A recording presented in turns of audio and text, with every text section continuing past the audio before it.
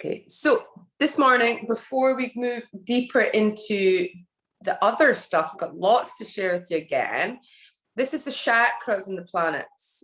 So you should by now have gone through the Unveil Your Dharma course and have an understanding of your North Node, South Node, and your Dharma Marga as well. So this is like your dominant chakra. And some of them aren't chakras. So you'll see like some of the people that were on the course were like, what?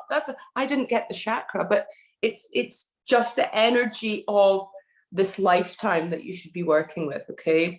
But if you'd worked out your Dharma Marga and you now know my Dharma Marga is 5, my Vishuddha chakra. So that's something that I need to be working with. And it's interesting, it's a planet of communication. Mercury rules my natal chart. So look at what planet rules your natal chart. That's your rising sign, the planet that rules your rising sign. So it's all about communication for me. Okay, so it all starts to tie together once you start to really look into all this stuff. Once you start to understand that stuff, that's when you can really start applying it to your life and your career. Okay, so let's look at chakras and the planets. So let's look at the planet Saturn. So the planet Saturn is like it's related to the root chakra, Muladhara chakra. So the key words of Saturn is contraction, effort, integrity, duty, patience, rigidity, coldness, negativity, taskmaster, easy for you to say, manifestation, rules, restriction, and limitation. So you can tell that the past few years have really been, there's been a lot of Saturnian stuff going on, yeah. The signs that feel very comfortable in Saturn is Capricorn and Aquarius. So the house that's applicable to Saturn is 10, and the physical location of this planet is of what it represents. So we're looking at archetypes here, not your Saturn's in the base of your torso. It's just like this is what to work with. If you're teaching a yoga class and you're wanting to apply, you're working with planets and you want to intuitively do some astrology, astro yoga. So it's base of the torso, tailbone, and the extension of are also the legs and the feet are also related to Saturn. So the focus is a materiality, satisfying basic needs such as food, shelter, and safety. So the sacral chakra, the second chakra is Svadhisthana chakra. This is the planet it's correlated with is Jupiter, and that's the 9th house. And it feels comfortable in Sagittarius and Pisces. The keywords are expansion, grace, faith, confidence, self-improvement, and overextension. Physical location, sexual organs, sacrum, pelvis, lower belly, and the focus is on sexual relationships, creativity, procreativity, and emotion. So we're moving into then the solar plexus chakra, Manipura chakra. So this is related to the first house. The sign that feels comfortable in Mars is Aries. So it's Mars is the one that's related to the solar plexus. So because it's the planet of action and power. So the key words are desire, will, action, physical energy, drive, aggression, sex, lustful or physical, selfishness. So the physical location is the solar plexus, where the ribs join in the mid-spine. The focus is on the ego, self-identity, power, shyness, status, and ambition. Okay, so then let's move into the heart chakra, Anahata chakra. So the planet related to that, as you probably have guessed, is Venus. So these are related to the houses 2 and 7 right now. So the signs that feel comfortable in Venus is Taurus and Libra. The key words are tastes, values, relationship, aesthetics, pleasure, beauty, greed, vanity, love, and art. So the physical location is the heart, the upper back, the shoulders, arms, and hands. The focus is on selflessness, working for the welfare of others, compassion, and kindness. Okay, moving up to Vishuddha chakra, the throat chakra. So it's related to the houses 3 and 6. It's the planet Mercury. Mercury is all about communication. So it feels comfortable in the signs of Gemini and Virgo. Okay, so the key words are information gathering, language, data, communication, rational mind, talking, teaching and learning, chatty and nervous. You kind of tell that I'm a bit of a Mercurian human, can't stop speaking. So physical location is the neck, the throat, the ears, and the mouth. The focus is on communication and expression. So let's look at the sun and the moon. They're sometimes called in Astro Yoga, they're called the luminaries. Okay, so luminaries are related to the third eye, Ajna chakra. Okay, they feel comfortable. Cancer feels comfortable. It's especially it's the moon sign, and in the sun, Leo feels comfortable in the sun sign. Okay, and that's in house 5 normally. In the Cancer is home and family, so that is house 4. Okay, so the keywords for the sun and in the sign of Leo, house 5, is vitality, individuality, willpower, ego, self-expression, and life's energy. So for the moon, the keywords are unconscious, emotions, memory, conditioned responses, belonging, sensitivity, intuition, and empathy. Okay, so the third eye is where these are related, and that's the chakra, that's the physical location, and the focus is on intuition, seeing the sameness in all things. And if you're wondering about the 7th chakra, there isn't a planet that's related to that. It's just not happening. So that's just me going over that quickly with you. We're going to finish off a little bit about, I was speaking about yoga and its relationship to asana, pranayama, and meditation. We're going to go over that a little bit today. Come back to the business side of things, and I'm also going to go over Feng Shui principles, where you can actually put some cures onto how to make your life a bit better.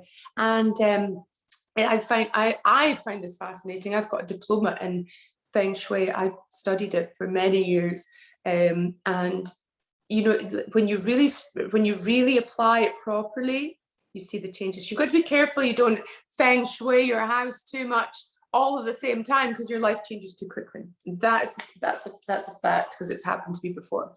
Okay, so we're going to quickly go over the yoga side of things first. Then I'm going to speak to you about the Feng Shui things, and then we're going to have a wee break, and then come into the business side of things, if that's okay with you guys. Okay, so I didn't want to just stop the chat on yoga. We're going to go a bit further with the tantric side of things.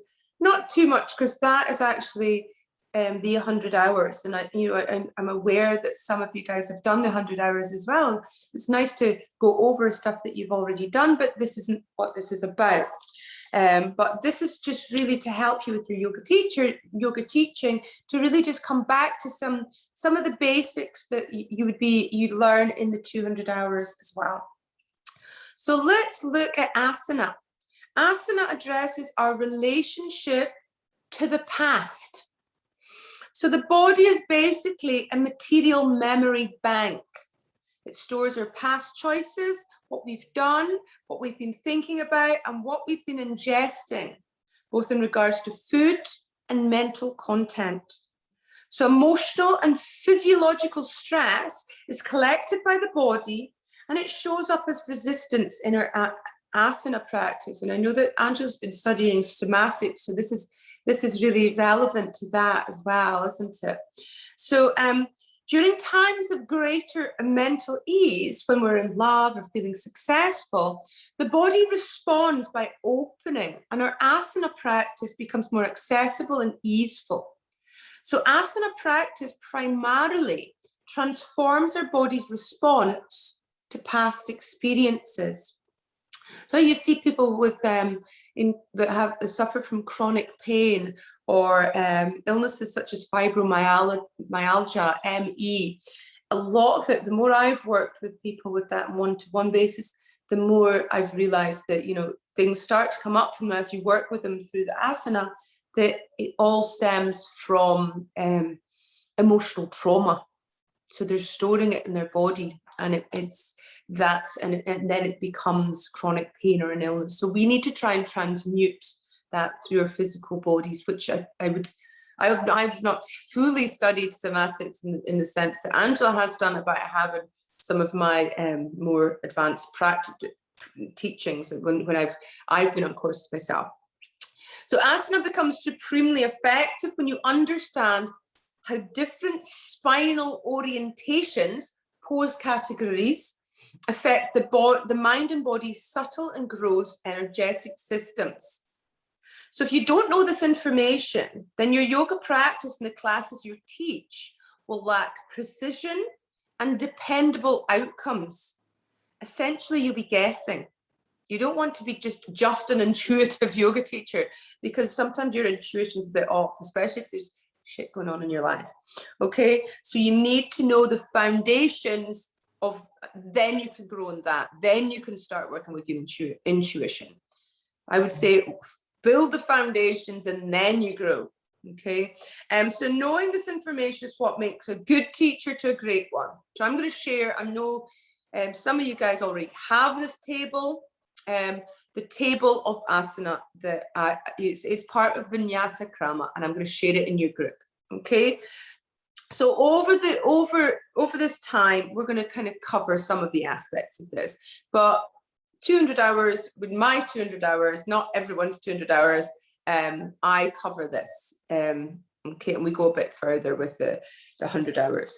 So this chart that I'm going to share with you, it represents the backbone of Vinyasa Krama. And Vinyasa Krama is, I think it's really important if you want to be a good teacher in the sense.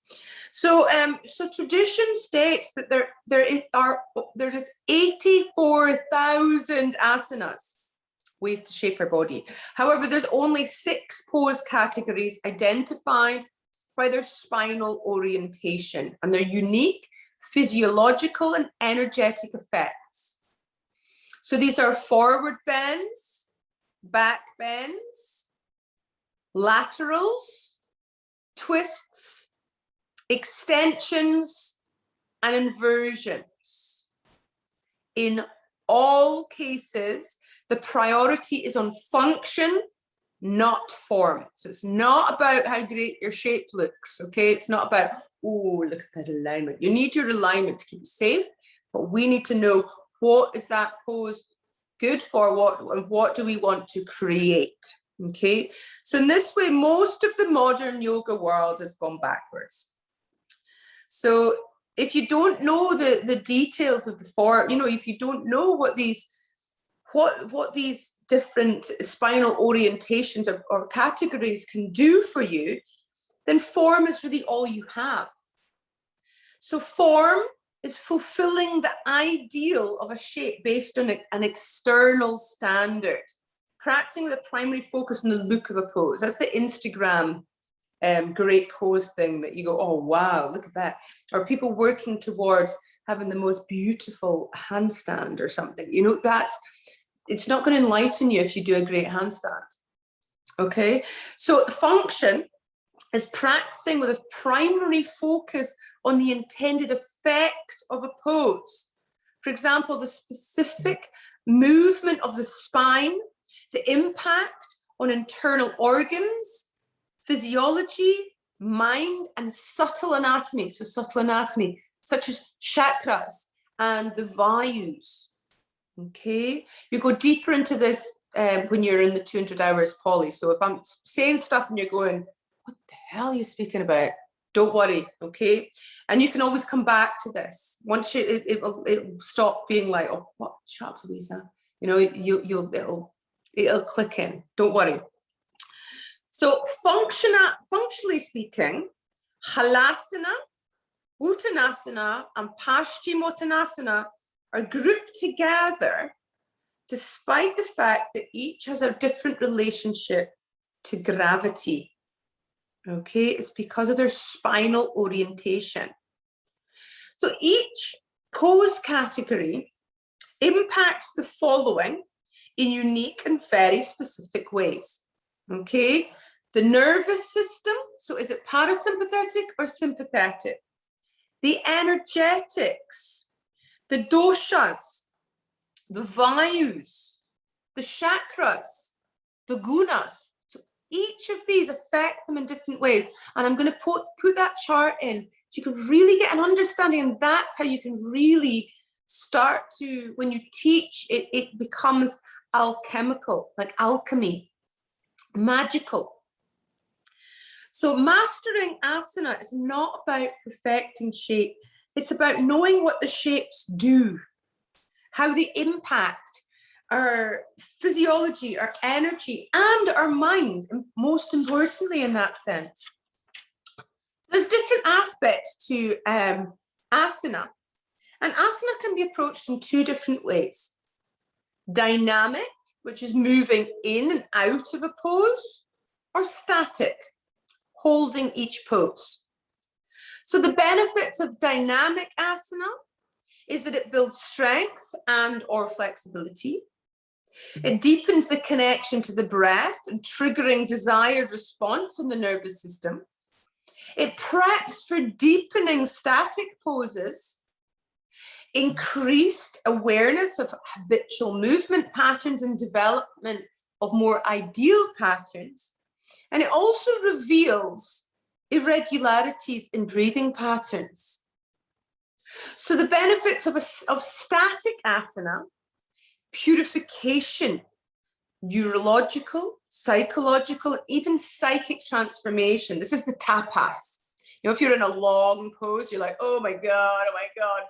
And you have to like get rid of that mind chat, tapas, okay?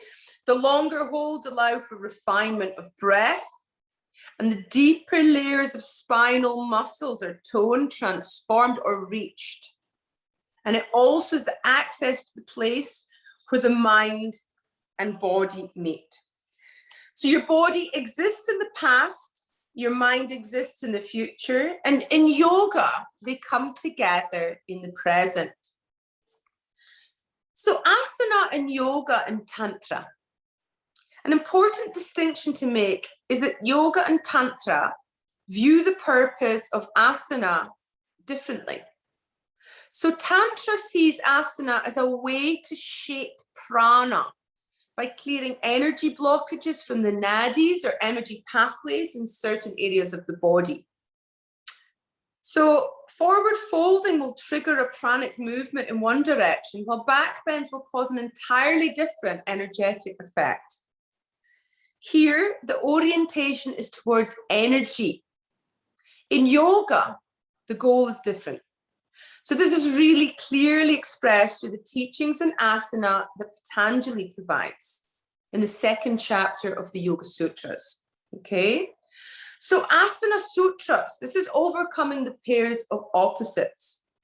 So Patanjali says very little about asana through the Yoga Sutra. However, what he does say is of major significance, particularly for modern teachers who intend to use asana as a framework for the yoga they're teaching.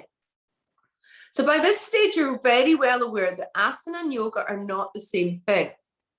Nevertheless, Patanjali and Vyasa, who wrote the first and primary commentary on the Yoga Sutras, give us a few extraordinary insights about how we can use asana as a way to access the state of yoga and how to gain mastery over our lives. So the word asana is mentioned a total of 4 times across the 196 sutras, all of which are in the 2nd chapter. So the first mention of asana is simply in a list, where it's listed as a 3rd limb of Ashtanga Yoga, the Eightfold Path. To be crystal clear, Patanjali's Ashtanga Yoga does not have anything in common with today's Ashtanga Vinyasa system, other than the word itself. The way Patanjali speaks about Ashtanga Yoga and the role of asana is completely in relation to mastering the mind, which is very different from today's body-focused Ashtanga Vinyasa. So in verse 2.46, we're first given instruction how to practice asana properly. Patanjali states that each asana must express itself as physical steadiness coupled with mental tranquility. And this is how we take our seat within that circumstance, by being stable and calm. So stiram sukham. So as you can see, the idea of forcing ourselves into a pose, competing, continuously moving from asana to asana, or moving around within the same asana, goes against the fundamentals of asana as a yogic practice. Many people today think that the point of asana is asana. But what Patanjali is saying, that the main point of asana is that it allows for the opportunity to cultivate more stability, spaciousness, and mental ease. The next sutra, 2.47, evolves the dialogue into how, having established oneself in asana correctly, with stiram, steadiness, and sukham, ease, we can now move towards mastering asana. So Patanjali states that mastery requires a loosening of effort while meditating on that which is infinite. So the suggestion here is don't try harder, do the opposite. Patanjali's invitation is to evoke quality of effortless effort and move beyond the thought that it is you doing the asana. This is not about being lazy or sloppy in asana. Again, it's the reverse. The job gets done, but you're now witnessing it getting done from the vantage point of the seer, the curious observer. So one contemplation we can use for this during asana is, I am not my thoughts. I am that which experiences the mind thinking. Okay, so the next time you're in your asana practice, I am not my thoughts. I am that which experiences the mind thinking. So this is the entry point for mastering asana. However, your Purusha, as magnificent as it is not the infinite. The infinite, the way Patanjali speaks to it, is Ishvara, the field of infinite knowledge that connects all things. Exactly how to meditate on the infinite, Patanjali doesn't instruct, okay? So thankfully, like all the deeper teachings, they're alive and well in the lineage, and they're waiting to be passed along in the perfect moment. So in 2.48, the final sutra on asana, the ultimate achievement of asana is revealed. It's very simple. Patanjali says that as a result of mastering asana, the pairs of opposites cease to have an impact on you. In other words, you're no longer affected by change or circumstance. Whether you succeed or you fail, whether it's gain or loss, whatever the circumstances, you remain the embodiment of centeredness, calmness, kindness, and stability. So the core reflection here is that the quality of your asana practice can be measured by how stable of a person you are. It is stability that stops the mind from spinning. So asana, from yoga's perspective, trains you how to tolerate and endure what most people cannot or will not tolerate or endure. It trains you to rise above your circumstances so you are no longer vulnerable to the ebb or flow of life. When you're vulnerable, you will grip and cling. When we are stable, we can trust and let go. So as we advance in our practices, these are some of the suggestions from the masters. Do less poses. You don't need to throw in all the shapes, okay? Hold them for longer. Minimize movement within the pose and don't fidget. Develop insight into your acquired content, conditioning, psychology. Develop a deeper capacity to rest in your innate content. So Purusha, witness consciousness. When these aspects of practice are truly mastered, regardless of the orientation of your practice, the mind no longer presents itself as an object to realization. It becomes the gateway.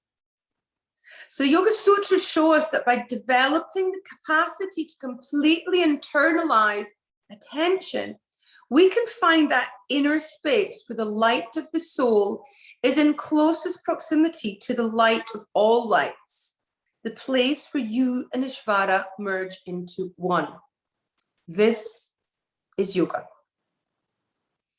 So let's look at mastering asana. So before moving deeper into committed daily meditation practice, it's imperative to move towards the mastery of asana, as this, along with pranayama, create the foundation of a fruitful meditation practice.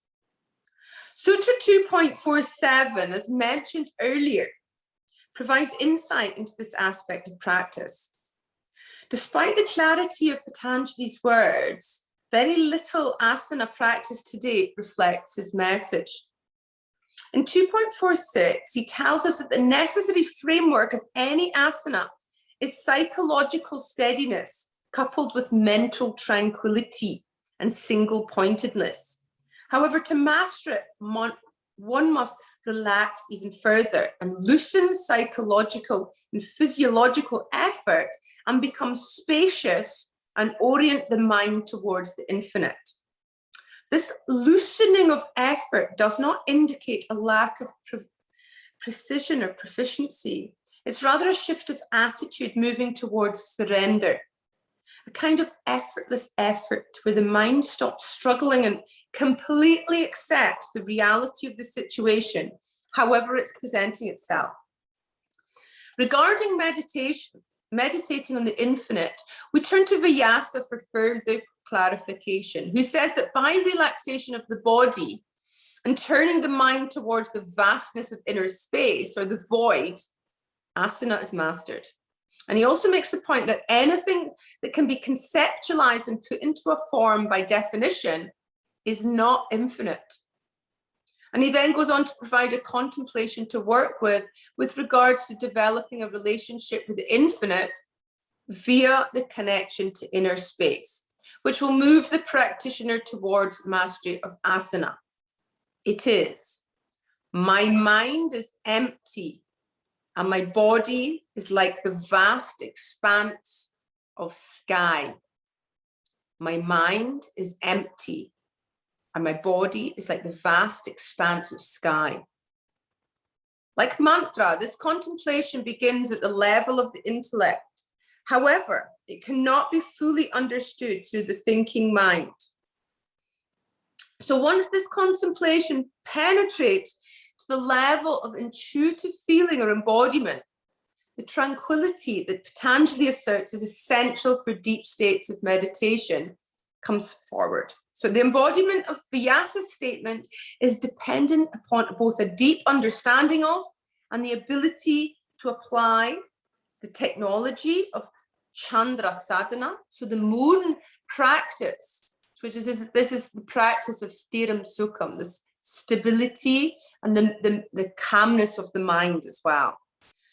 So as already discussed, Patanjali's final sutra on asana reveals the result of mastery of asana. which is that life's ever-changing circumstances cease to have an impact on you.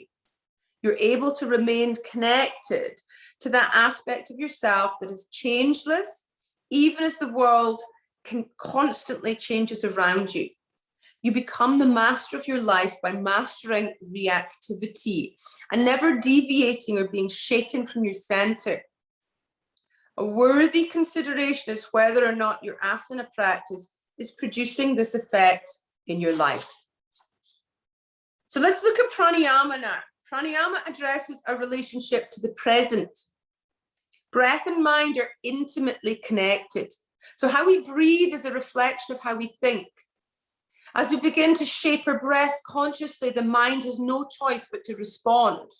And to maintain the conscious hold of the breath, the mind must remain present. So on a deeper level, subconscious mental patterns associated with past experiences also undergo a transformation as a result of pranayama, allowing us to respond to the present moment more fully and authentically. And because of the powerful capacity of pranayama to reach deep layers of the mind, it's essential to progress it mindfully, respectfully, humbly, and slowly. So even though pranayama influences us on many levels, primarily it's about our relationship to the present moment.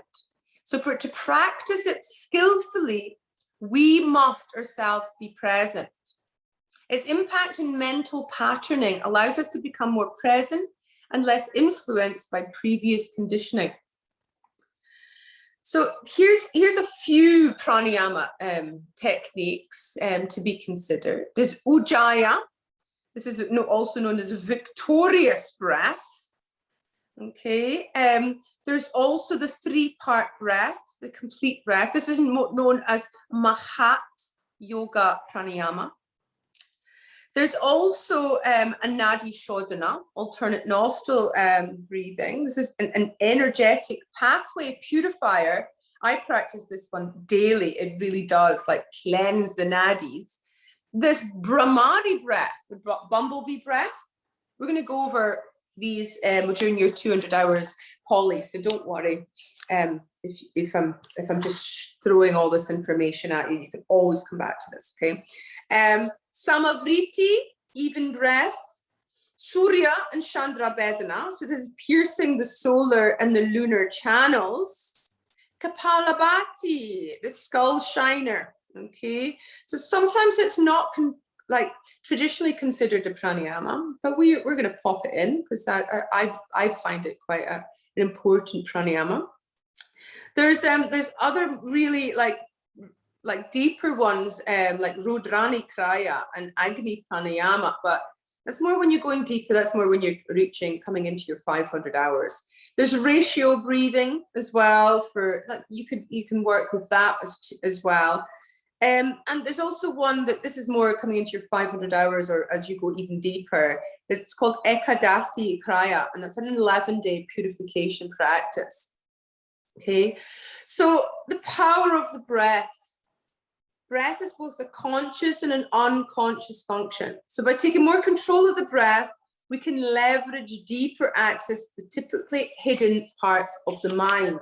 It is outrageous once you start to really properly connect to the breath. So conscious breathing also allows us to shift from the parasympathetic nervous system to the sympathetic nervous system and vice versa. So both our emotional and mental patterns show up as abnormalities in our breath.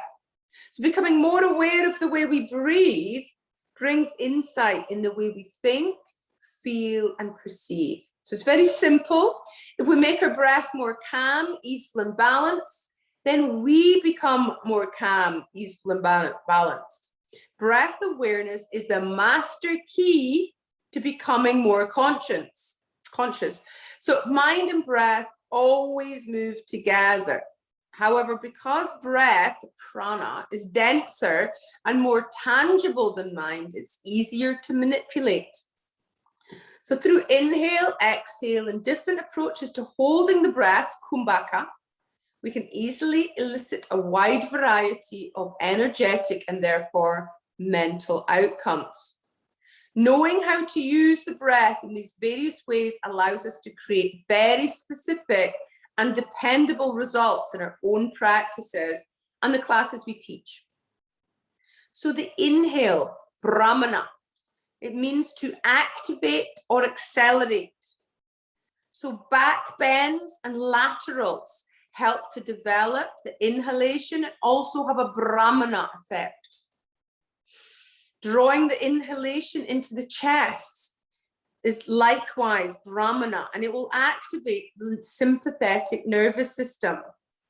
Holding the breath after inhalation increases the energetic effect of the inhalation, and so is Brahmana. So this, it invigorates you. For people, when we speak about yoga for mental health, people who are depressed or really like tamasic, you know, a lot of people assume that you should always like try and stimulate the parasympathetic nervous system and get everything all really that.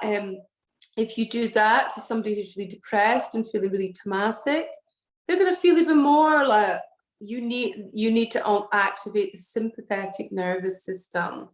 Anxious people, they're already in their sympathetic nervous system. That's when you have to take them down. So there is always, you know, I think there's too many people just think that it's the parasympathetic nervous system is the most important. We also have to take the sympathetic one into consideration. Okay, so the exhale, Langana, which means to reduce or to slow down, is forward bends and twists. They help to develop the exhalation and they have a Langana effect. So emphasizing the breath into the belly breathing is a Langana response, and it activates the parasympathetic nervous system. So holding the breath after exhale increases the energetic effect of the exhalation. So it's also Langana. So balanced inhale and exhale is known as Samana. So twists have a Samana effect, and they create inner balance and before becoming Langana. So Ayurveda as well, we're speaking about, and we're going to go a bit further into Ayurveda later on, but Ayurveda is the science of living a balanced life. So I feel that like my life and my practices is yoga, tantra, Ayurveda, and that is the Vinyasa Krama way as well. And once you start to apply them, your life does get a lot better. And then you start working with the astrology too, and all these other things. And then we can be more focused on what we need to do. So yoga and Ayurveda go hand in hand, and they're sister sciences. And the focus of Ayurveda is interplay between matter and mind. So health is more than the absence of disease. In Ayurveda, health is defined as being established in yourself. The word is swasti or swasti. Ayurveda creates balance so that we can get the most out of our practices. So Ayurveda helps us to thrive by teaching us how to adapt and skillfully adjust our lives in any given moment and set of circumstances. Okay, so we have Vata, Pitta, and Kapha are the three doshas from Ayurvedic perspective. So Vinyasa Krama, as I said, is a system that integrates all three streams into one. So yoga, tantra, Ayurveda into one systematic, integrated, powerful modality. Vinyasa Krama means wise progression. And it's truly how we evolve our practice and ourselves from the ordinary to the extraordinary. So we're going to go a little bit deeper into that and meditation later on, but that's a little bit of yoga for you today, seeing as this is a yoga training as well. But we're going to now speak about some of the business of the business side of things, and then we're going to have a wee break, so you can have a bit of time out and have a bit of caffeine before we come into speak about feng shui, which is really quite important. So I know that so we're going straight from planets to yoga, and now let's look at the business of yoga. So this, I think it's really important for us to figure out, you know, what our brand and our business name is, our brand identity.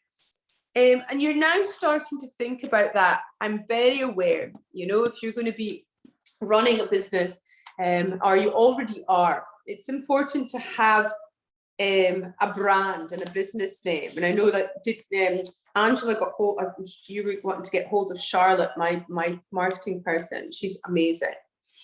So creating your brand and your business vision is so important, because you need to know what you, instead of kind of going, oh yeah, just people who like yoga. That's why I used to be like, oh yeah, people will find me if they need to. As so many yoga teachers are like, aren't they? They're like, don't need that much social media because, you know, got faith in the universe. And yeah, you do have to have faith in the universe, but we're also living in this modern world. We're in the Aquarian age of technology as well, but we also need to, for running a business, have some sort of marketing knowledge in that sense. So marketing is identifying and satisfying your customers' needs and wants profitably. So, but you also need to identify who your customer is. So let's look at the core features that make a brand. You are a brand as a yoga teacher, okay? Brand identity. So how do people recognize your brand? Is it a logo? Is it a tagline? So Nike, for example, have the tick and the marketing message, just do it. And they've spent years cultivating their brand and positioning themselves as leaders in the authentic footwear, athletics, not authentic. My brand name is authentic, that's what I was thinking there. Athletic footwear department, which is why they can charge so much money for their products. And then we've got the target market. Who would you like to buy your products? So we're going to go into ideal clients in a bit more detail later, but knowing who it is that you want to attract should be reflected in your brand. So brand is particularly important when you want to attract a customer who's going to pay more premium prices. And then we look at brand values. So this is the core values that your brand embodies. So these are the values that your ideal clients will align with, and they should reflect what is truly important to you. So is it female empowerment, ethical sourcing of products, sustainability? They're what make you unique. They add depth to your business, and they let your customers know what to expect from you. So I've put for my one, authenticity, vulnerability, strength, responsibility, and kindness. So brand voice, what is the voice of your brand? Is it informal, approachable, relatable, fun, professional, authoritative, educational? So this should be consistent in all of your copy for your social media, your advertising, your website, blog posts, and they should be authentic to you. So there's no point trying to pretend to be a certain way, as there's a market for everyone. And then your brand vision. What is the vision that you hold for your client and your business? So there's a reason why you created your product or service. And I'm guessing it's to benefit others. So communicating your vision and your mission to clients is truly powerful in engaging them at whatever stage of business you're at. Even if you don't have a complete suite or products or a full range of services, you're letting them know that this is coming, and it'll be enough to build the know, like, and trust factor with them. So explaining how your product or service fits into the bigger picture for them will also help you to sell that vision and experience to them. So it can be confusing when you're starting a business, or how you can stand out in the marketplace.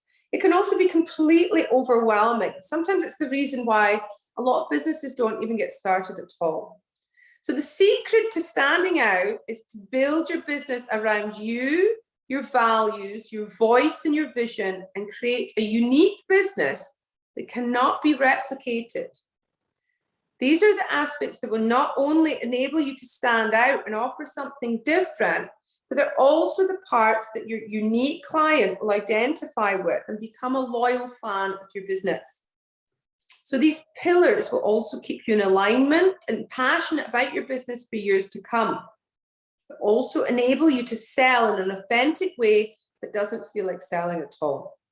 Okay, so let's look at your business, your business word, your brand words. Okay, so thinking of what you stand for.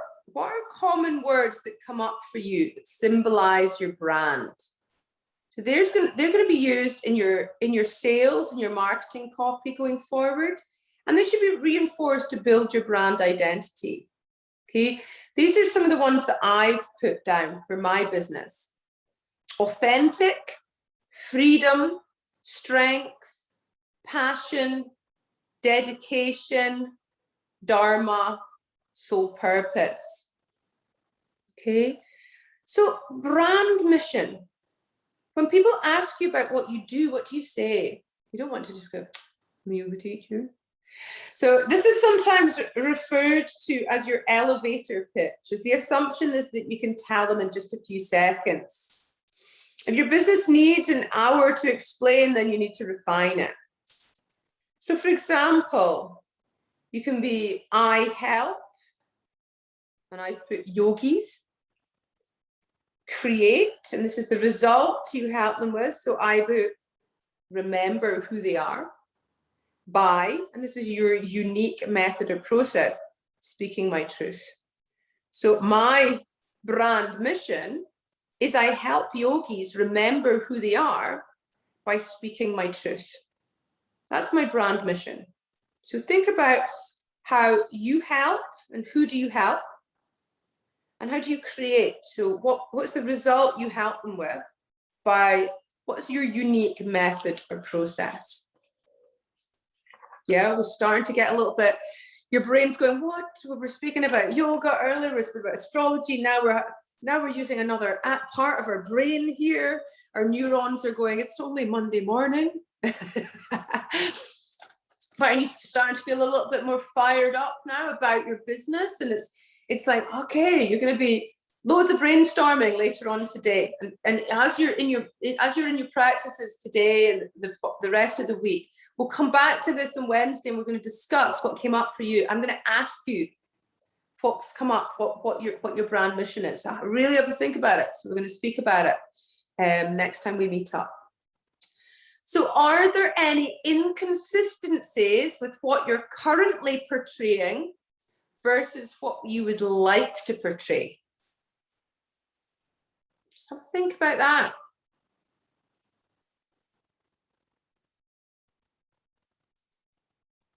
So what are the common areas that lack clarity or that can be improved? So when I did this for myself, so I do these every few months, I check in with myself and do my own brainstorming, see where I'm at. And last time I did this, I was like, oh, I need to be better with admin and emails being replied to and receipts out. And I've put to rectify it, I need someone to help me with admin. So since then, I've got Kaya, my daughter, to help me with that. So it's now, I don't feel that that's something that needs clarity. I'm moving on to other stuff now. There's always something that lacks clarity. It's just actually sitting back and looking at it, because we're always too busy like spinning so many plates that we don't actually ask ourselves these questions. It's really quite helpful. So what will you now prioritize to work on? Okay. My one was, this is what I was, just a couple of months ago, is getting someone to help with my admin and getting my graduates to run workshops. So that's what my priorities have been, and they're getting there now. I've been working on that. The next priority now is this, we've got a yoga festival to organize now as well. So yeah, but once you've started to work with your priorities, You start to work with what needs to be done, then it gets done. And then the next time you check in with yourself, you've got other priorities. So you can actually keep moving forwards. Okay?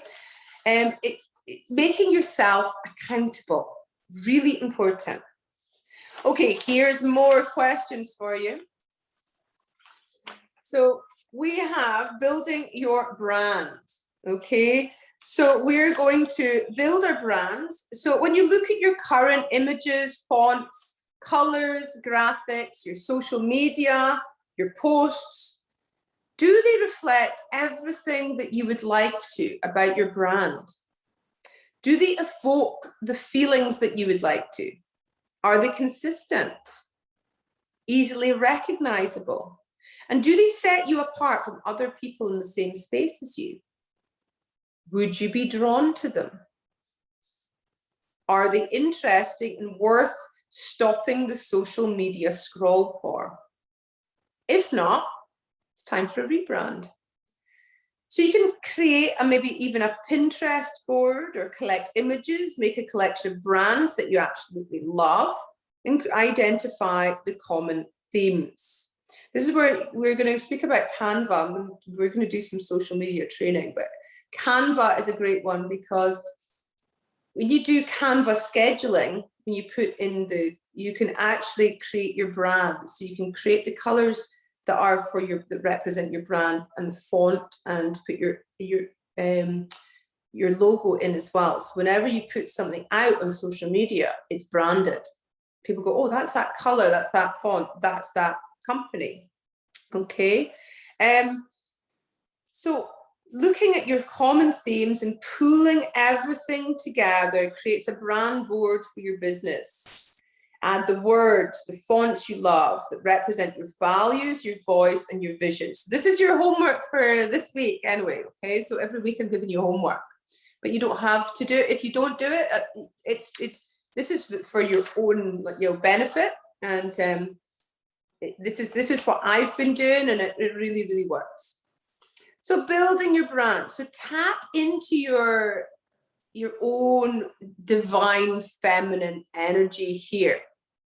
Tap into why you created your business in the first place and what it represents to you, so that you can communicate this in an authentic way to your audience. And you'll automatically magnetize the ideal clients for you that also align with these aspects. So why did you start your business or come up with its concept? Okay, so answer that question. So I'll share mine. So I wanted to share my passion and knowledge and make a difference. So what part of your business is most important to you?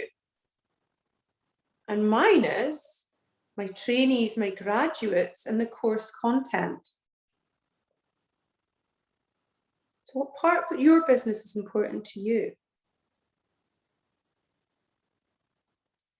So what legacy do you want to leave behind? And why is this important to you? My legacy and why it's important to you, mine is that all my graduates are authentic and passionate, dedicated yoga teachers.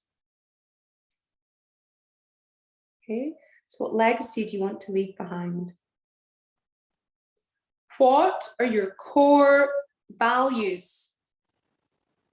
Mine are authenticity, truth, passion, dedication, humor, vulnerability, and strength.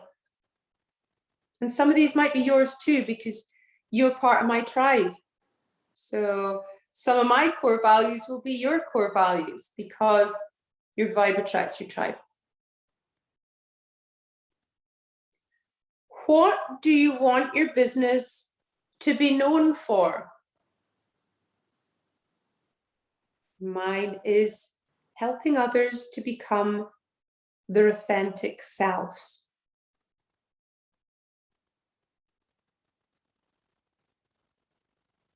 So what feelings do you want to evoke from your customers?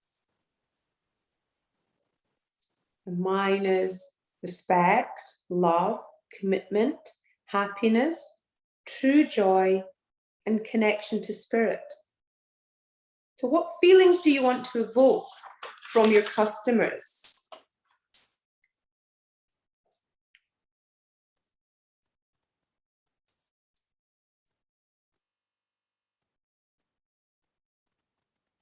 Okay, so I'm going to give you, this is a homework to do later on, but I'm going to tell you that this is what you're doing, and we can discuss it on Wednesday if you want. So this is a brand exercise. So you're going to think about 3 brands. So for me, it was like thinking of, for me, it was like people that are doing what I do. But so brands as in people that are doing something similar to what you do or what you want to do. So think of 3 brands that you love, or 3 people, if it's people, and reflect on these following questions. And you can do this later on today. So I'm giving you the questions, and you come back, you can do this, and we can speak about it on Wednesday, okay? What do you love about them? How do they make you feel? What are their beliefs or values?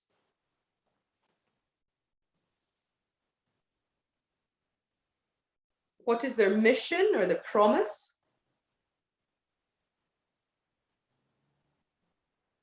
What do you love visually?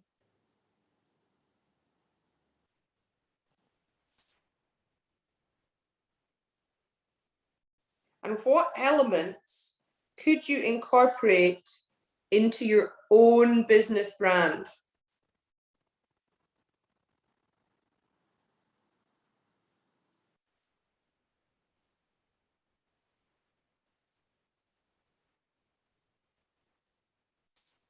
Okay, so that is your homework. Yeah. So we want to know about USPs, your unique selling point. This is a very marketing thing, but it's not un-yogic to think about that. I always do this with my guys anyways. Like I try and get them to find who, so even with just doing like children's yoga teaching, what type of children? It's not just generic children, you know, it's like what age groups, or whether it's boys, it's like, what would you know, what is your unique selling point? So your experiences, knowledge, personality, and your passions are what makes your business unique and sets you apart from other businesses that offer similar products and services. So it's important to not fall into the trap of building a brand or a business that you feel that you should be portraying, and not one that is authentic to you. So it's going to lack depth, credibility, and your customers are going to see right through it and struggle to connect. So take a moment to reflect on these following prompts and see if you're able to weave these aspects into your brand story. So what experiences have you been through in life and work that add depth to your business? Every woman has a story. So this is your time to turn those adversities into your USP. Like what I'm doing now, you know, like helping people find themselves.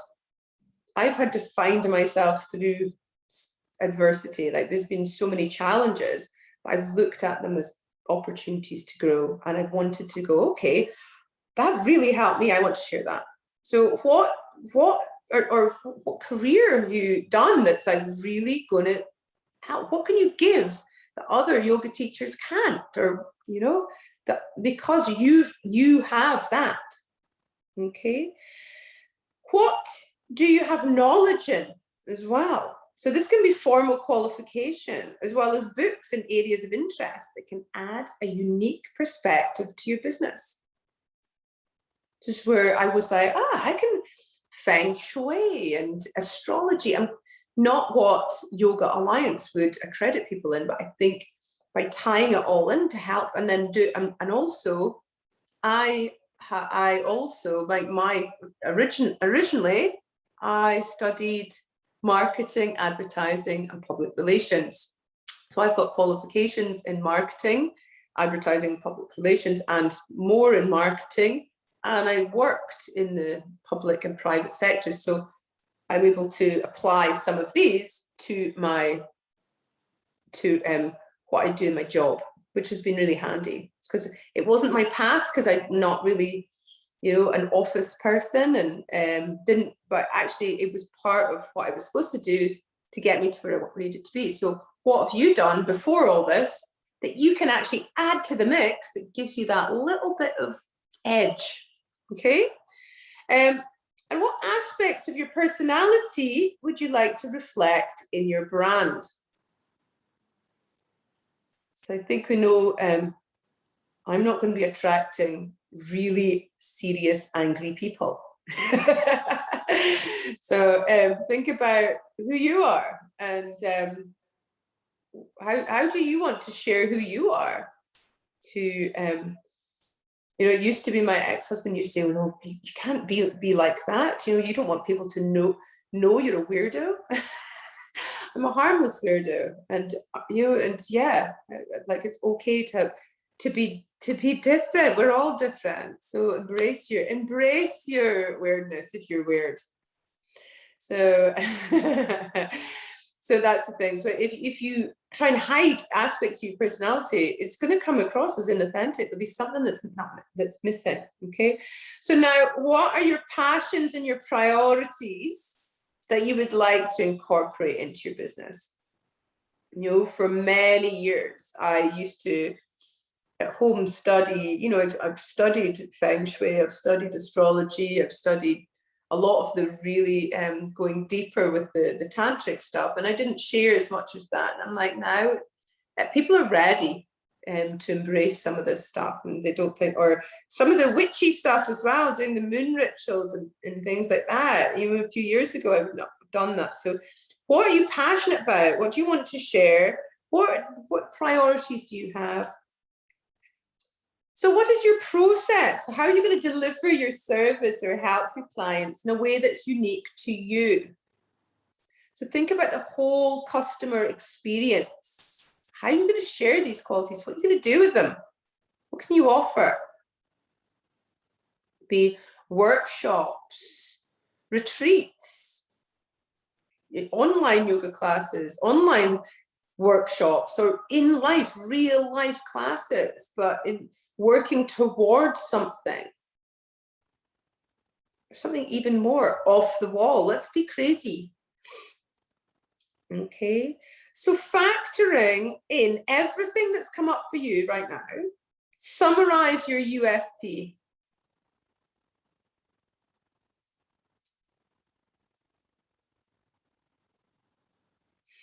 I'll share my one for when I did this. With my experience, passion, knowledge, and education, I can help guide others find their authentic selves using ancient yogic techniques and astrology.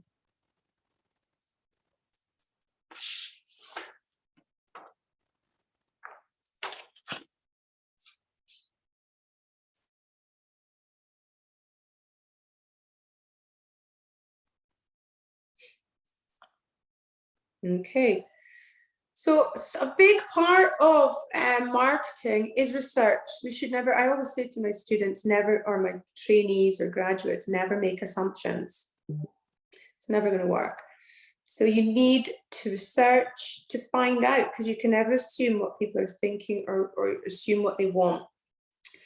So this is an exercise in feedback. This is something, you don't need to do this week, but this is something for you to do while you're setting up your brand or figuring out what you want to do. You can ask previous clients or previous students. You can try and get online reviews, testimonials. You can speak to your social media audience, your Facebook community or your tribe, or even your friends and family to see how you're currently coming across in business. So it's an exercise just to see what areas you can improve on, and where you're sending out inconsistent messages, and where you can reinforce your brand and not to make you feel, so this isn't to make you feel bad at all, okay? So it's an annual process. And so as you and your brand evolves, because it will evolve, it's to see where your value and where your value and improvements can be made, okay? So just looking into what you're going to do for just a little bit of market research and figure this out, okay? So let's look at also calling in your dream client, your dream customer. So one of the great things about creating your own business is that you only have to work with people that you want to work with. So this is your opportunity now to identify your dream clients, which will in turn help you to speak directly to them and attract them to your product and your services. So even if you're already running your yoga business, this is a chance to redefine your target market based on the experiences of who you do and don't like to work with. This is about identifying your next level client. So you don't need to work with everyone, okay? So not all money is an equal exchange. So some energy is more of a drain or it means more hassle in the long run. So it's best to focus on a niche instead. So trying to attract all the clients will mean attracting none, and it comes from a lack mindset. So there's nearly 8 billion people in the world, so there's more than enough to go around. It's okay to not want to work with all of them. As I said, I've got this, I had somebody recently, and Kaya is on my emails now, and she said, "You've not replied to this woman," and it was like this woman who wants to be children's yoga teacher, but she kept sending me emails that were really aggressive and demanding that she needed to know that how I was going to set up her yoga classes for her, demanding this and demanding that. And then she was I sent you an email yesterday and you're not sending me one, you've not replied yet. And it was starting to get really aggressive. And I thought, she's totally not a children's yoga teacher. And I shouldn't be spoken to like that. And I'm not going to be setting up her yoga classes for her. And she was demanding where she would be teaching yoga in London. And it was really just rude and off. And Kaya said, "That person sent you loads of it. Why have you not replied to her?" And I said, "I don't want her money. I don't need her money. I don't want somebody like, she sent me an application for her. I mean, yeah, she's a yoga teacher, but she's not the sort of yoga teacher that I want to be in my trainings or my graduates." And normally I would just reply, but her demanding aggressive behavior, I just chose to ignore. and this is the thing, skill in action. Do you want to, I knew that by replying to her in an authentic way, it would have riled her and I would have got more back. And I don't, by being truthful and saying, "I'm sorry, you're not in alignment with my yoga school because you're too aggressive," that's the sort of person that would end up complaining about me. Or I'd rather she sent me these she didn't get a reply and went to another yoga school, or hopefully she doesn't go and teach children, because she seems like, but it was very much, I chose not to act, because by acting or by accepting her, because I didn't want, by being polite and accepting her, it just didn't sit in alignment. So it's very much about that. I could have earned £300 from her coming onto my children's yoga, but I'd rather not have the £300, because I don't want somebody like that to be one of my trainees. So looking at it like that perspective, you don't have to have everyone. I only have people that I feel are in alignment with where I'm at, or what I want to give out to the world. And if they've got the same dedication and passion, yeah, come with me. But if you're going to be angry and blamey and victim-like and not take responsibility and think if you did a course and the course leader is going to actually get you classes and set them up for you, it's just not right. Okay, so your passion is your greatest asset in building a business in alignment and flow. Okay, so if you love what you do and you're excited about the clients that you work with and you're being paid for what you desire, you've got a dream business. I at the moment I've not been bringing as much money in, and I would have liked to, but I feel it's because I'm transitioning again. Okay, last year I did really well, but I always feel that I'm doing what I'm supposed to do. And I do feel like I run my dream business. Okay, it's hard work. I'm not saying to say it's all flowers and sweetness and light. I have to work hard, but it's work that I choose to do, I want to do. And the people like you guys, I'm so lucky to be able to work with you guys. So look at it from that perspective. And that's where you're like, that's what you want, okay? So by getting super clear on the type of person you want to work with, it's going to be easier to develop packages and products that serve their needs and desires. It's going to be easier to speak directly to them when you're writing your copy and your social media posts, as you'll know exactly what their pain points are and the transformation that they're looking for.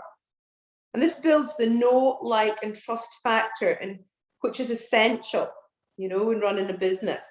So you're going to know exactly how to price your product and services as well. You can position yourself as an expert in this area, and then you can build a community or tribe who will celebrate your business and be ready for the next launch.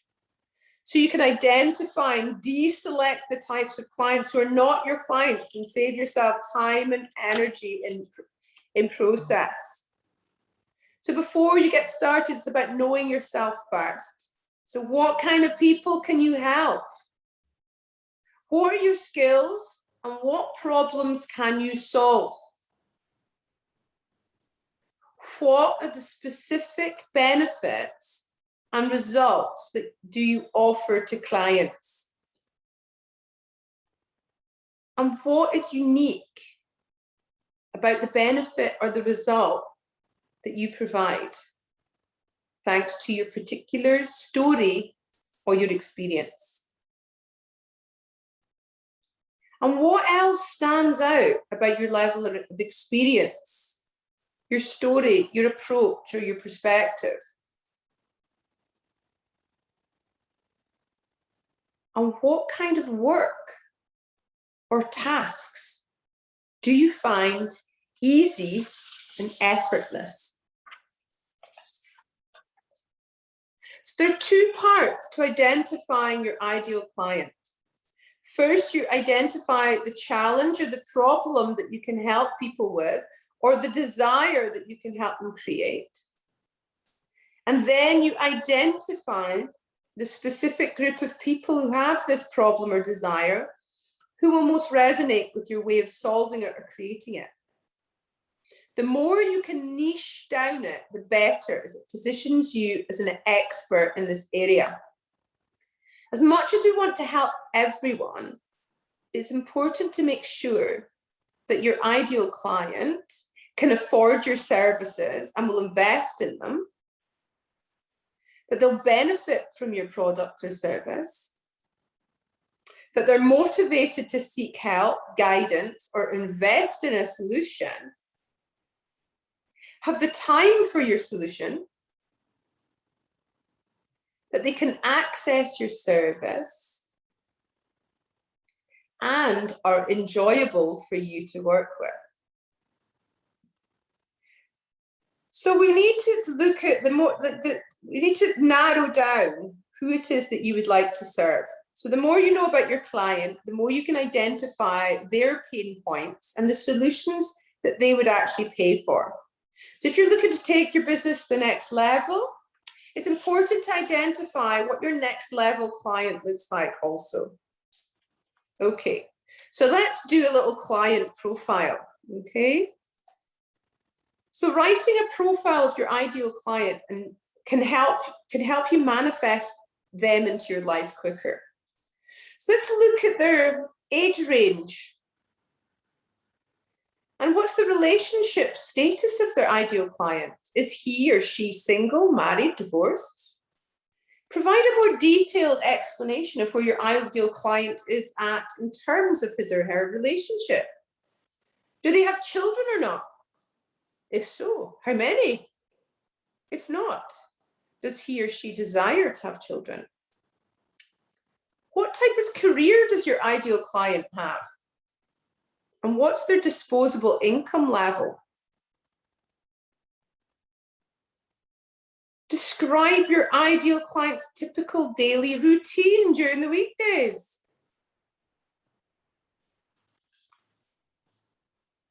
And describe how your ideal client spends his or her time on the weekends. Does your ideal client travel? If so, how often and where to? Most of us don't really travel anymore, unfortunately. So does he or she travel for pleasure or work? What does your ideal client feel overly insecure about in his or her life right now?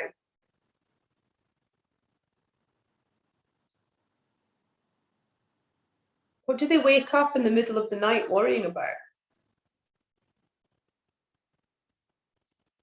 What are the biggest stressors in your ideal client's career?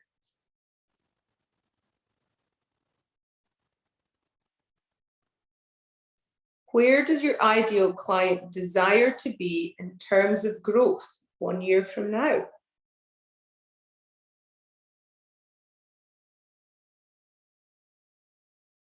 How does your ideal client make his or her buying decisions? For example, emotionally or permission-based with spouse, impulse, or sleep on it?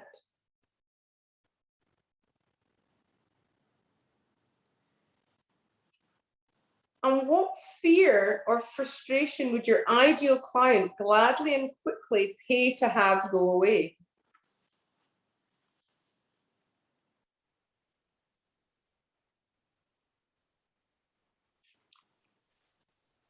So let's look at your client's attributes. What are the attributes of your ideal client? So here's the attributes of some of mine. They're action takers, they show up on time, they pay on time and normally in full. They're kind and caring, passionate about their business. They have a sense of humor and are ready to embrace the process. Personal development is important to them. They have trust in me and they value my experience. And they're willing to take personal responsibility for their results and will do the work. So what are the attributes of the person you want to work with? Remember, you must be a match for this. If there's anything on this list that you don't do yourself, you need to start doing it. And then you'll attract it.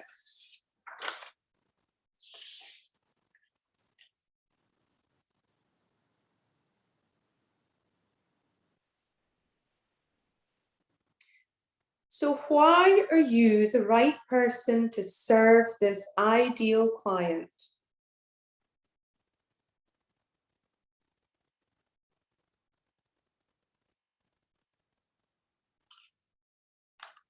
Why should your client pay to work with you or use your products or other businesses?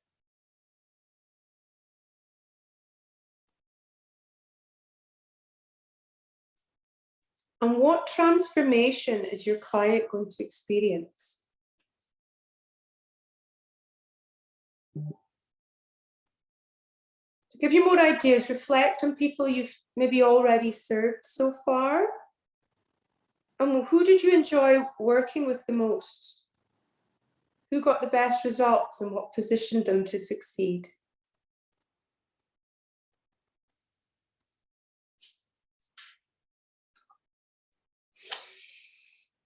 Whew. Been working hard this evening. We've still got lots more to work with. I think that's enough to go on business-wise as well. I'm just giving you snippets, so it's not like full-on like 3 hours of the same thing. We're going to stop for a bit of caffeine right now, I think, before we move on to the next part of this morning's training. Okay. I'm a bit booby today. Sorry about that, chaps. I'm going to switch off record and then you can ask some questions if you need to.